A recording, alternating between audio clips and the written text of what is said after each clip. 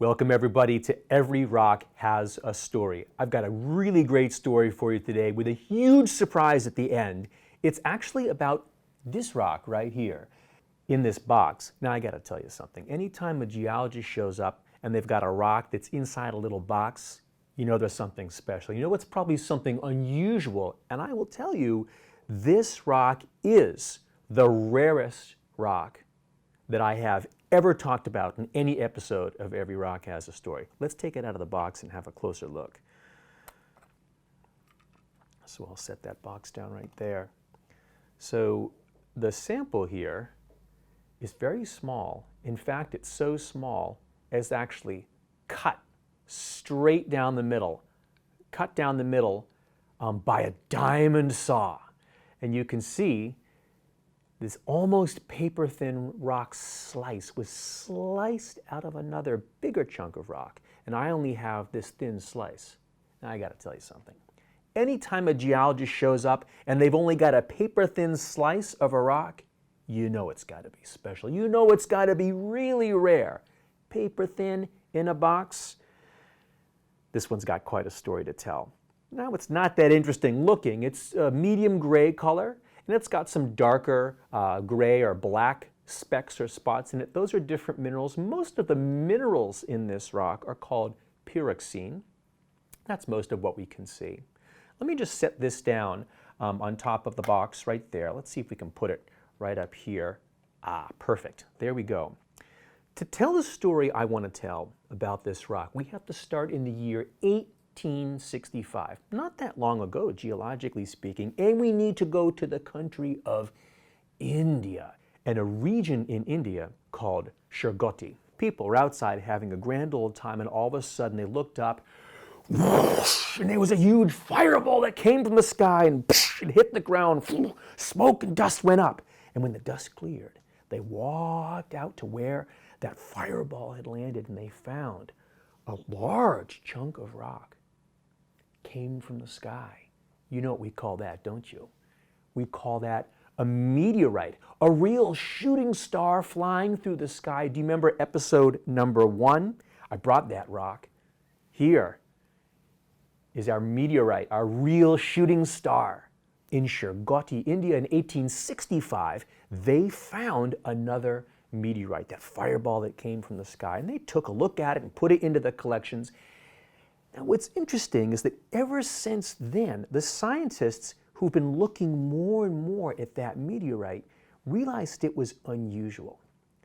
Even amongst meteorites, it was unusual. We saw the one from episode 1, and you remember this one here from episode 20. These are more typical meteorites, still very special because they come from outer space, but most meteorites come from the asteroid belt. But the one from Shergottite, India was different. They couldn't figure out why.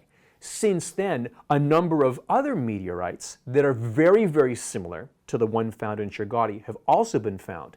That's what this is.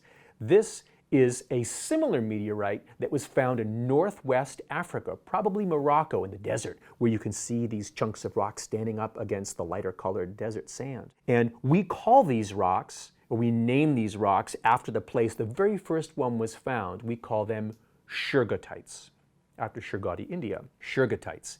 In fact, if you say Shergottite really fast, it kind of sounds like you're saying sugar tight. Shergottite, Shergottite, Shergottite, Shergottite, Shergottite, Shergottite. Anyway, so this is a Shergottite. Now, what's its story? Where is it from? Why is it so different from these other meteorites from the asteroid belt? Well, to figure that out, scientists had to look very closely and very carefully, which scientists often do. And somebody noticed that the Shergottite meteorites had tiny little gas bubbles inside, little bubbles of gas. And they took a teeny tiny syringe and pulled out that gas bubble inside because they wanted to know what was the gas made of.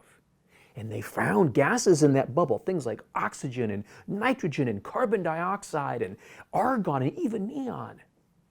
But the amount of all those different gases, the relative amounts of those gases in the gas bubble was very different from the air on planet Earth. So that gas came from someplace else. But where did it come from? Here's where we get into the surprise. Turns out that the gas composition they measured in this rock is exactly the same as the gas measured one other time. It was measured by a robot geologist called Viking. Viking, actually there were two. Viking had a twin. They blasted off from the Earth like the Vikings, and they traveled far, far away until they landed on the surface of planet Mars. And the Viking robot geologist had an instrument to measure the composition of the gas in Mars, and that gas composition in the Martian atmosphere is exactly the same as it is in the Shergottites. That means that I am holding in my hand a real chunk of Mars. That's a Mars rock, a Shergottite. I can't believe I'm holding a chunk of rock from Mars. And if you were with me, I wish you were here, I would give this to you carefully, and I'd put it in your hand, and you could be holding a chunk of Mars as well. So you might be wondering, how does a rock from Mars get to planet Earth? Well, I'll tell you, what happened was a regular meteorite, an asteroid, like this one, that was in the asteroid belt, floating along on its merry way. Somehow it got shot out of the asteroid belt, and it started to float and tumble and zoom through outer space until one day it hit the Martian surface, and then it knocked this chunk of Mars rock out of the Martian surface, and it went tumbling and spinning and twirling into outer space, and it zoomed through the solar system until finally one day it landed on planet Earth, where we were able to collect it and show it to you. Now, you might know that right now the most recent robot geologist is on the Martian surface collecting rocks today. That's the Perseverance rover, and the Perseverance rover is roving all over the Martian surface collecting rocks, and someday in the next 10 or 20 years, a future mission is going to go back, pick up all those samples, and blast them back to Earth where we can study them. But until then, we can rely on the Shergottites as our best examples of what Mars rocks really look like. And now let's hear from one of our viewers who's going to tell us about her favorite rock. Hi, my name is Nishaya, and today I would like to talk about my favorite rock called malachite. And the reason why is mostly because of its distinct color and on how it's formed. Because when the copper minerals inside of it and the water minerals or limestone minerals interact with each other, they make the rock called malachite.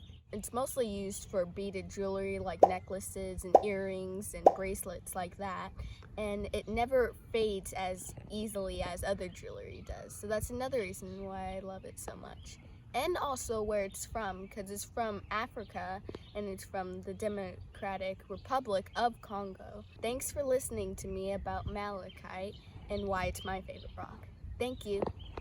Thank you, Nishaya, for telling us about malachite, your favorite rock. I've got that sample right here from episode 26, Copper Campfire, beautiful green malachite. I want to show you guys something else that Nishaya did. Last year, she watched all 44 of the original episodes, and she made this science notebook. What you can see inside, she drew the picture of every rock and did some research and wrote some extra information about every episode of Every Rock Has a Story. In fact, this page is about malachite from episode 26. I wonder if you want to make your own science notebook. If you want some suggestions for how to make a science notebook page, you can find some information in the text right below this YouTube page. Great story from Nishaya, great episode. I'll see you guys next time.